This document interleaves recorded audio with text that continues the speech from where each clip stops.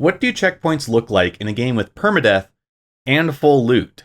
This is a concern voiced by many viewers of my previous videos on progression, with some going so far as to say that the death of a spaceman will never be a reality.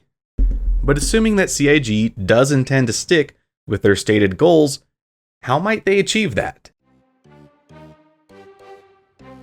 We expect to see players invest in their gear, ships, components, and everything else, or there can't be a very discernible difference between a 10-year veteran player and someone rocking the sperm suit. As the game currently stands, if that newer player manages to kill the fully kitted out player, they gain an instant advantage for basically no risk. Meanwhile, the player who so graciously supplied the gear has to reacquire it for themselves. With the projected goals of widening the diversity of armor types with vertical and horizontal progression, this chasm between these two players will only get wider. At the extreme ends, you may have a scenario where the new player takes the ultra legendary hyper armor off a dead player, and then the loser of that fight never comes back to the game. This is bad for CIG because they lose out on player concurrency and potential profits. It's bad for us because we depend on that concurrency to keep the game going, to make it feel alive, to give us chances to interact, and to keep the lights on for the company that makes our game. We want to strike a balance where dying feels painful, and we strive to avoid it, but not so bad that we stop playing when it happens. Now that we understand the problem, let's look at other games and how they tackle the issue. The main thing players are trying to keep is their time. This is the main driving force behind everything. If we want to get real meta about things, based on my channel demographics, you're most likely to be a 40-year-old male now trying best to figure out how to spend your remaining days on this earth. You'll have to figure out the answer to that existential crisis on your own. For our discussion, we need to figure out the balance between too little time invested to be boring and too much time invested to be discouraging. I play quite a bit of Destiny 2, which is ironic when we're talking about respecting players' time and properly rewarding them for it. Seems I have a real knack for picking games that struggle this way. Now, Destiny does not have permadeath or any kind of loot enabled between players. However, it still has much of the same question to answer because time is everything. In most cases while playing, you only lose seconds of precious time when you die. You're effectively immortal, and the lore of the game makes that plainly clear. Anytime you go down, your ghost is right there to patch you up and get you back in. But there are light limited areas where your ghost can't do this as easily. Your timer for going down in these areas is significantly longer. To get back in faster, you'll need a member of your fire team to come in and revive you. If every member of the fire team goes down, then you restart at the last checkpoint, which is at max about 15 minutes of time. There's pros and cons to this system. One pro is that because players can much more easily get lots of experience with difficult bosses, Bungie is more free to make them challenging and introduce all kinds of insane mechanics to these boss fights. A major con, however, is that the investment and sense of danger is severely lacking in a game like Destiny. That's not always a bad thing. Destiny 2 is built around the power fantasy of being a guardian, so brash shows of strength are a basic part of its DNA. It's still enough to get some players to completely blow their lid when your fire team fails an encounter though. This usually means that that player doesn't do anything else and struggles to contextualize the importance of only really losing a couple minutes of time. This kind of system though would feel very out of place in more grounded settings where you're not a literal god, like in survival games and extraction shooters. Another very common system is the simple checkpoint.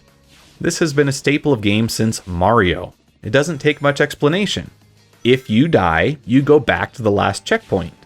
Some games add a caveat that you can only die so many times before getting sent further back, such as to the beginning of the level. Simple to understand, and the consequences of death are equally very clear.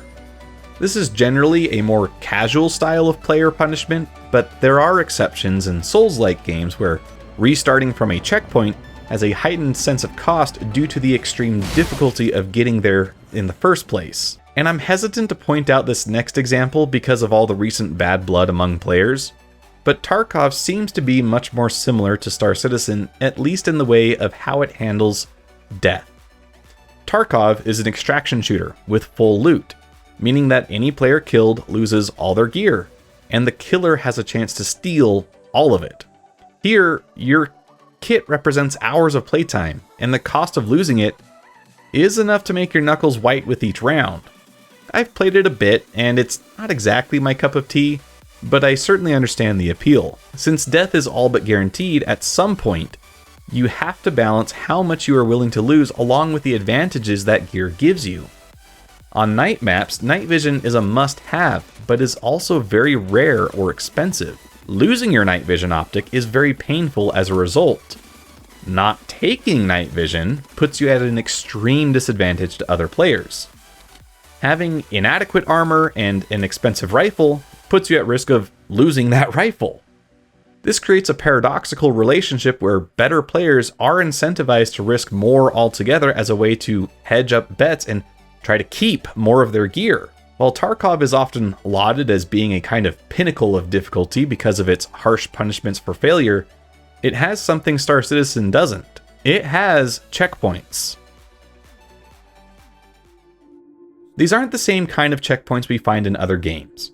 You're not getting sent back to a specific location, but rather to a specific state. If things go very poorly and you lose nearly everything you had in your vault through subsequent losses, there is a minimum state you can sync to, and it's likely not how you started at the beginning of the season.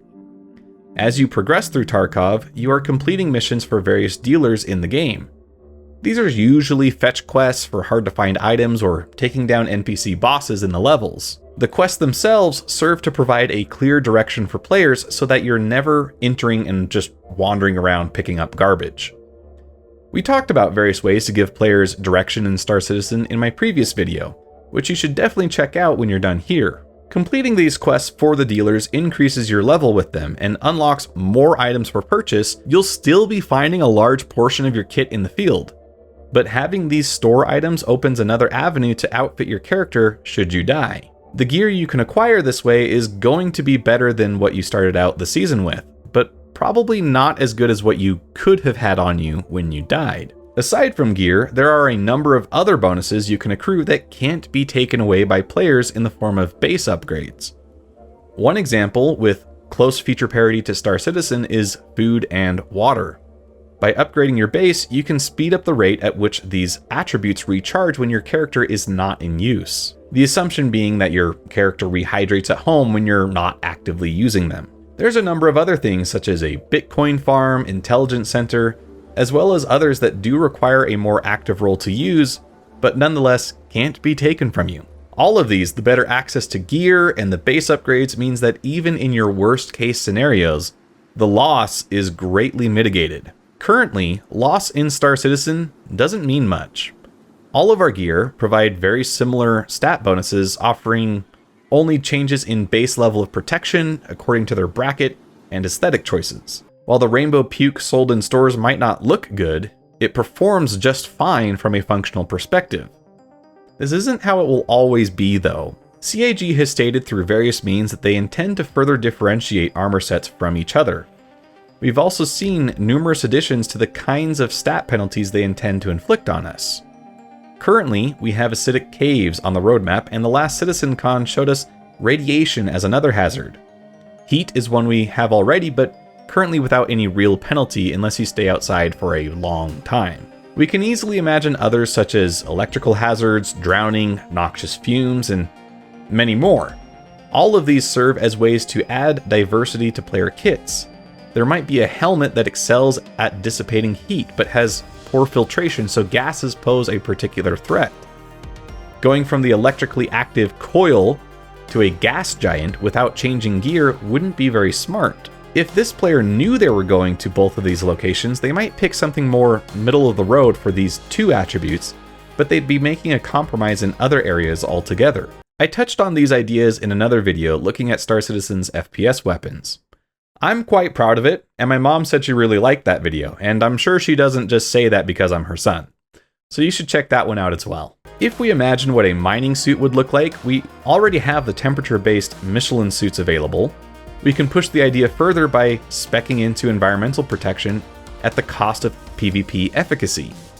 A miner might find themselves in acidic caves, volcanoes, away from a breathable atmosphere, and without easy access to fresh water. A suit that prioritizes these aspects might be great for a miner. At the same time, it might have penalties to bullet mitigation, knife attacks, and other kinds of hostile interactions. A miner's primary concern is the environment around them, not necessarily other humans and creatures. A combat-focused player like myself might have to expose themselves to different environmental hazards for the benefit of protecting themselves from those same bullets and knives. Depending on specific combat scenarios, a stealthy knife-proof suit might be better than a bulky ballistic-leaning suit. As all these examples center around the kind of gameplay the player engages in, it should be pretty clear how a Tarkov-esque trader system could serve as a means of mitigating extreme losses. If I do a lot of work for the mining guild, it's entirely possible that I'd be able to reacquire higher grade gear from a guild shop than someone who hasn't done that same work. Because of the intended use case of such a set, it has stat bonuses more specifically valuable to a miner than other types of players. Similarly, grinding rep for the bounty hunting guild might get me access to better combat focused gear, and so on for cargo traders, salvagers, etc. It's not a big stretch at this point to see how, yeah, it might suck to die in the game, but it probably won't be as dramatic a loss as many people assume currently. What about special armors? What about armor that you can find, craft, or get outside of a store? If the shops and guilds within a game serve as baseline checkpoints to mitigate loss, surely they don't represent the best a player can get, right? This is one area where it may get a bit controversial because I know players have strong feelings about how much of an influence gear should have on an engagement over skill. If player A gets a headshot on player B, but B has on a super helmet that negates the headshot multiplier, that might feel pretty cheap when player A loses. Single player games have the benefit of not caring about player B because only player A exists in their game. Overpowered in-game armor tends to be pretty common as a result. The multiplayer game has to keep a semblance of balance, however. I don't think this concern carries as much weight as many might think it does. Looking back at Destiny 2, the game largely centers around the exotic armors. You can only wear one at a time, and each piece gives powerful bonuses beyond just stat bumps. Grinding for optimized stat bonuses on a particular exotic can take a significant amount of time, but getting an exotic overall is not hard to do. Everyone has one almost all the time, so it's simply expected that if you're going up against another player, to expect the armor to dramatically influence the fight. There's still a strong argument to be made for player skill in Destiny though. I'm a perfect example because I myself have very little skill when it comes to PvP builds. There's a dramatic difference between myself and players that know what they're doing when it comes to PvP. I'm no slouch in PvE content though, so don't count me out entirely. The underpinning idea that I feel balances a game like Destiny is that when everyone's super, no one is. What would be severely overpowered in another game isn't so bad when there's so many other ways to shatter your enemies like there is in Destiny. Obviously, Star Citizen is not the same game. Having a chest piece that gives you the ability to continually load automatic weapons wouldn't jibe the same way in our beloved space sim. But perhaps something more tame, such as being able to carry more grenades, having 2 sidearms, or a minus 25% headshot damage, and things like that could be an interesting way to spice up the meta. These are likely among the kinds of things that CIG is already working on behind the scenes. If a standard electrical damage optimized suit comes with a minus 10% to electrical damage, then a legendary or exotic equivalent might kick that up to 25 or 50%. That is to say that there is room to make some truly unique and powerful pieces of kit, something to work towards and treasure without making it break the game entirely. Aesthetic progression is another really easy way to add variety to armors and make them worthwhile, and we talked about that in a previous video as well. Many people expressed concern that aesthetics were low-hanging fruit and not very special. I think people understand how much players are willing to do to look pretty. Halo has never had any kind of stats associated with armors, and customizing your Spartan has been the only way to show off for several titles now. Aside from gross mishandling of Halo Infinite's monetization, players are perfectly content with that. Looking again at Destiny 2, I went and sought out specific colors and pieces so that I could turn my Titan into a goth muscle mommy with fishnets and thigh-high boots. Don't knock on the power of cosmetics. That being said though, it is low-hanging fruit. That was the point. As an introductory video to talking about progression in Star Citizen and wider games in general, cosmetics are an easy way to add it in without requiring much in the way of balancing stats, perks, and gameplay. You can, for the time being, just make 25 different armor sets with different motifs, and players will still search them out. CIG can take some time to work out the interactions after the game is in a more robust state in the way of stability. This is one area where I feel like the devs have dropped the ball. In 10 years of development, we should have a lot more different kinds of armor than we do currently, even if they are only different from aesthetics and don't yet have different benefits. Cosmetics are one of the easier things to throw into a game, so why are they so limited in Star Citizen? Again, looking at Destiny, I can show you literally hundreds of different kinds of armor for just the Titans. A large portion of these I'll never use. That's fine. In fact, you should have a lot of ugly stuff for new players so that they feel cool when they get something they like the look of. Multiply this by the number of shaders and there is a staggering level of cosmetic customization available to players. Halo is another example, with Halo Reach being a standout for cosmetics. Again, multiply the number of pieces available by the albeit simple color schemes, and you can have it such that no two Spartans ever look the same. Just in the way of cosmetics, there's a lot we could do. Skins, colors, patterns, geometry, badges, accessories are all on the table for easy development. I harp on the Artemex set a lot. I'm one of the weirdos that really like that space binky, and the edgelord hood that makes me feel like the Green Arrow. There's currently 6 kinds of Artemex. 7 if you include Ninetales, but that one doesn't have the binky. They all look great, but why can't we get more robust customization and colorway options? The same applies to all the other sets as well. If these are tied to player reputation, status, and account, then CIG could make boatloads of cash selling paints and also infuse the game with a lot of cool options to earn in-game. This also ties into the idea here of checkpoints in Star Citizen. It's not a literal location, but it provides something you can't lose when you die and contributes to your updated minimal state whenever you do something that earns you a new skin. I think this checkpoint system also works well within the full loot experience. The newer player that gains an advantage by looting a veteran has a temporary power bump. Since they do not yet have the reputation and permits required to earn that kind of kit themselves, their wearing it is extremely conditional. If they die, they sink back to their minimal state, which could be much lower than the player they killed.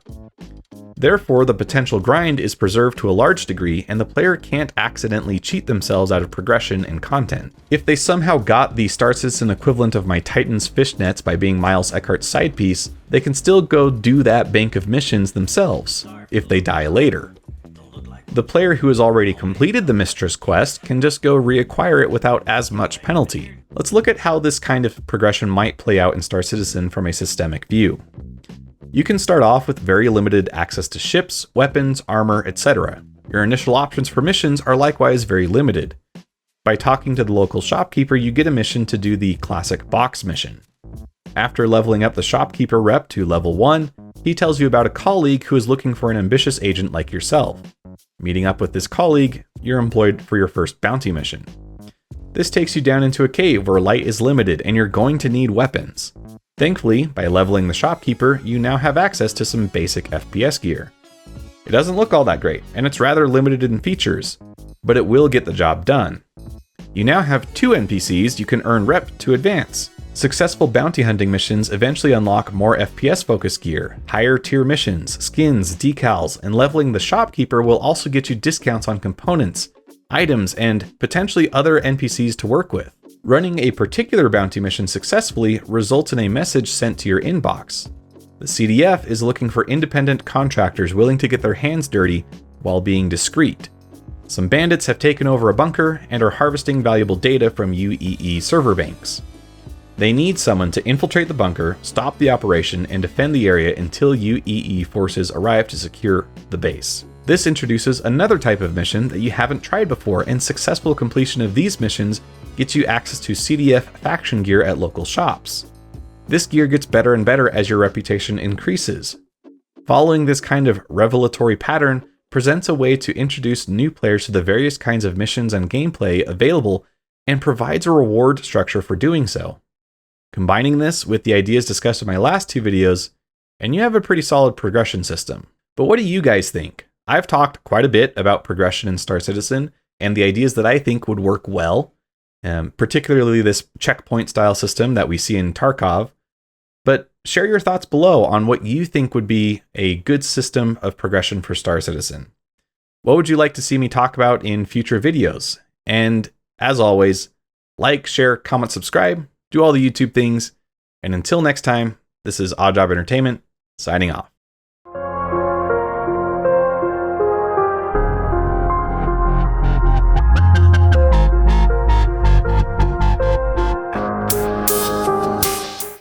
Don't knock on the power of cosmetics.